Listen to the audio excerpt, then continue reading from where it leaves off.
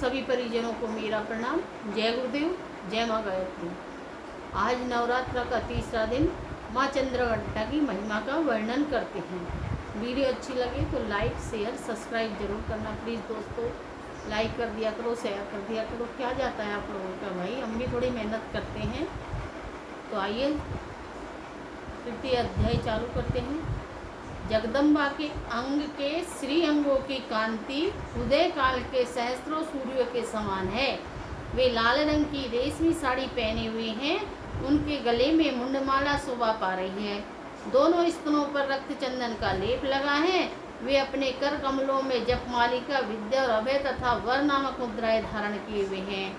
तीन नेत्रों से सुशोभित मुखार बिंद की बड़ी शोभा हो रही है। उनके मस्तक पर चंद्रमा के साथ ही रत्नमय मुकुट बंधा है तथा वे कमल के आसन पर विराजमान है। ऐसी देवी को मैं भक्तिपूर्वक प्रणाम करता हूँ। ऋषि कहते हैं, दैत्यों की सेना को इस प्रकार तहस नहस होते देख महादेव के सेनापति चिक्षुर क्रोध में भरकर अंबिका देवी से युद्ध करने के लिए आगे बढ़ा। वह असुर रणभूमि में देवी के ऊपर इस प्रकार बाणों की वर्षा करने लगा जैसे बादल मेरुगिरी के शिखर पर पानी की धार बरसा रहा हो। तब देवी ने अपने बाणों से उसके बाण समूह को अनायास ही काटकर उसके घोड़ों और सारथी को भी मार डाला। साथ ही उनके धनुष तथा अत्यंत ऊंची ध्वजा को भी तत्काल काट गिराया। धनुष कट जाने पर उसके अंगों को अपने बाणों से बीन डाला। धनुष, रथ, घोड़े और सारथी के नष्ट हो जाने पर वह असुर ढाल और तलवार लेकर देवी की ओर दौड़ा। उसने तीखी धार वाली तलवार से सिंह के मस्तक पर चोट करके देवी की भी बाईं भुजाएं बड़े वेग से प्रहार किया।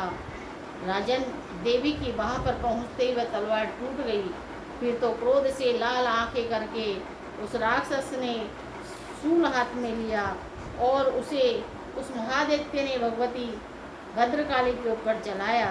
वह शूल आकाश से गिरते हुए सूर्यमंडल की भांति अपने तेज से प्रज्वलित हो उठा। उस शूल को अपनी ओर आते देख देवी ने भी शूल का प्रहार किया। उसने राक्षस के शूल के सैकड़ों टुकड़े हो गए। साथ ही महादैत्य चिक्षुर की भी धज्जियां उड़ गई। वह प्राणों से हाथ धो बैठा। महिषासुर के सेनापति उस महापराक्रमी चिक्षुर के मारे जाने पर देवताओं को पीड़ा देने वाला चांवर हाथी पर चढ़कर आया। उसने भी देवी के ऊपर शक्ति का प्रहार किया, किंतु जगदम्बा ने उसे अपने हुंकार से ही आहत निष्प्रभ करके तत्काल पृथ्वी पर गिरा दिया। शक्ति टूट कर गिरी हुई देख चांवर को बड़ा क्रोध हुआ।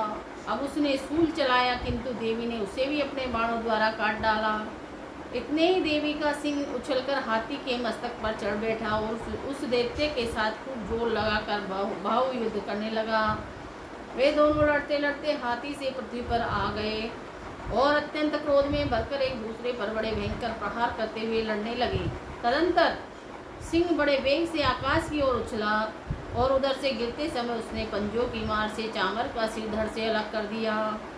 इसी प्रकार उदग्र भी शिला और वृक्ष आदि की मार खाकर रणभूमि में देवी के हाथ से मारा गया तथा कराल भी दांतों, मुक्कों और थप्पड़ों की चोट से धराशायी हो गया। क्रोध में भरी हुई देवी ने गदा की चोट से उद्दत का कचूमर निकाल डाला। भिंदीपाल से वासक, लको तथा बाणों से ताम्र और अंधक को मौत के घाट उतार दिया। तीन नेत्र वाली परमेश्वरी त्रिशूल से उग्राश्य, उग्र, वीर्य तथा महामनु नामक दैत्य को मार डाला। तलवार की चोट से बिडाल के मस्तक को धड़ से काट गिराया। धुरधर और धुर्मुख, इन दोनों को भी अपने बाणों से हम लोग भेज दिया। इसी प्रकार अपनी सेना का संहार कर होता देख महिषासुर ने भैंसे का रूप धारण कर लिया। देवी के गणों को त्रास देना आरंभ किया।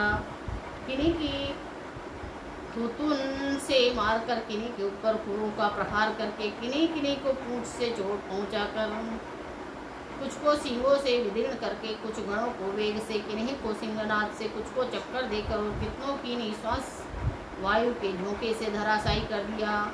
इसी प्रकार गणों की सेना को गिरा कर वह असुर महादेवी के सिंह को मारने के लिए झपटा। इससे जगदम्बा को बड़ा क्रोध हुआ। उधर महापराक्रमी महिषासुर भी क्रोध में भरकर धरती को खुरों से खोदने लगा तथा अपने सींगों से ऊंचे ऊंचे पर्वतों को उठाकर फेंकने और गरजने लगा। उसके वेग से चक्कर देने के कारण पृथ्वी शुद्ध होकर फटने लगी। उसे पूंछ से टकराकर समुद्र सब ओर से धरती को डुबोने लगा। हिलते हुए सींग के हाथ से विदीर्ण होकर बादलों के टुकड़े टुकड़े हो गए। उसके श्वास की प्रचंड वायु के वेग से उड़े सैकड़ों पर्वत आकाश से गिरने लगे। इसी प्रकार क्रोध में भरे हुए उस महादित्य को अपनी ओर आते देख चंडिका ने उसका वध करने के लिए महान क्रोध किया। उन्होंने पास फेंककर उस महान असुर को बांध लिया। उस महासंग्राम में बन जाने पर उस भैंसे का रूप त्याग दिया और तत्काल सिंह के रूप में वह प्रकट हो गया। उस अवस्था में जगदम्बा जो ही उसका मस्तक काटने के लिए उद्यत हुई, जो ही वह खड़गधारी पुरुष के रूप में दिखाई देने लगा। तब देवी ने तुरंत ही बाणों की वर्षा करके ढाल और तलवार के साथ उस पुरुष को भी बीन डाला। इतने में ही वह महान गजराज के रूप में परिणित हो गया तथा अपनी सूंड से देवी के विशाल सिंह को खींचने लगा और गरजने लगा। खींचते समय देवी तलवार से उसकी सूंड काट डाली। देवी ने तलवार से उसकी सूंड काट डाली। तब उस महादैत्य ने पुनः वैसे ही का शरीर धारण कर लिया और पहले की ही भांति चराचर प्राणियों सहित तीनों लोगों को व्याकुल करने लगा।